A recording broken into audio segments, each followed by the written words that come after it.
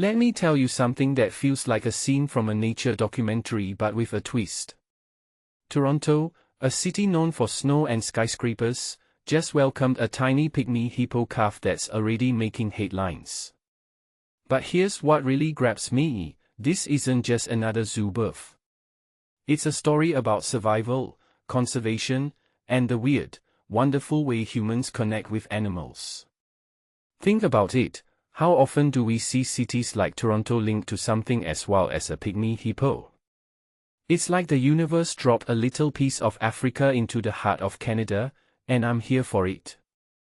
Now, let's unpack this. The calf was born to a 20-year-old mother named Kindia, who's already had 2 babies. That's impressive, right? But what's even more fascinating is the survival rate for these calves. Zoos are like high-stakes nurseries for endangered species, and every birth is a gamble. I mean, how do you even measure the stress of a hippo giving birth in captivity?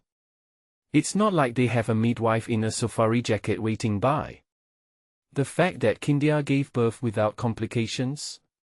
That's a win for the zoo's team, but it's also a reminder of how fragile these populations are. You ever think about how many animals are out there struggling to survive because of human activity? This calf's existence is a tiny rebellion against that reality.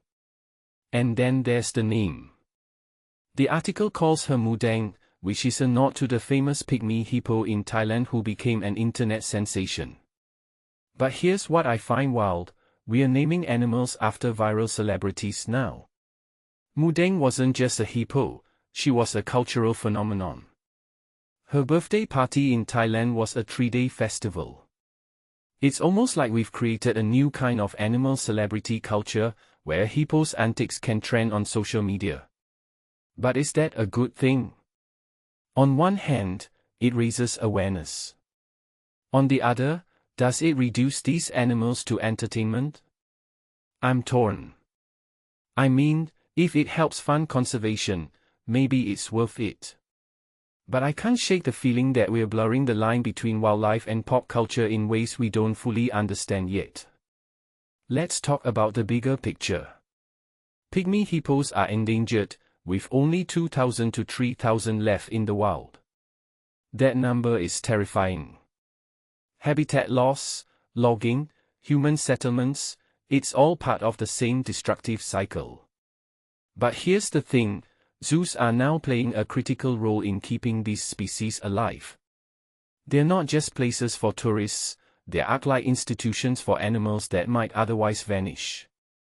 I've seen debates about whether zoos are ethical, but when you look at the survival rate of calves in the wild versus captivity, it's hard to argue against their role in conservation.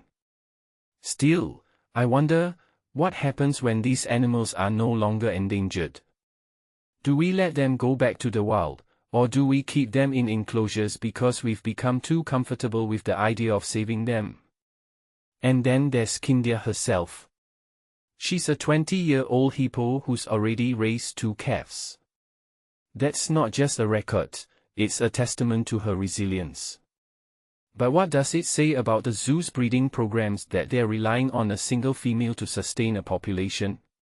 It feels like a tightrope walk. One failed pregnancy, one health issue, and the entire future of the species in captivity could be jeopardized. It's a sobering thought. I can't help but wonder, are we doing enough to ensure genetic diversity, or are we just hoping for the best with each birth? Because if this calf is going to have a chance, it's not just about her survival, it's about the long game of keeping her species alive. So, what does this all mean for the future? I think it's a reminder that every animal birth, especially in captivity, is a microcosm of our relationship with nature. We create these spaces where wild animals live, but we also shape their destinies. The calf's first steps, her nursing, the bond with her mother, these are moments that feel deeply personal, even though they're happening in a zoo.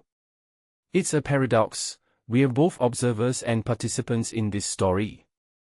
And as much as I love the idea of a pygmy hippo in Toronto, I can't help but wonder, When will we stop needing to save animals and start learning how to coexist with them in a way that doesn't require a zoo at all?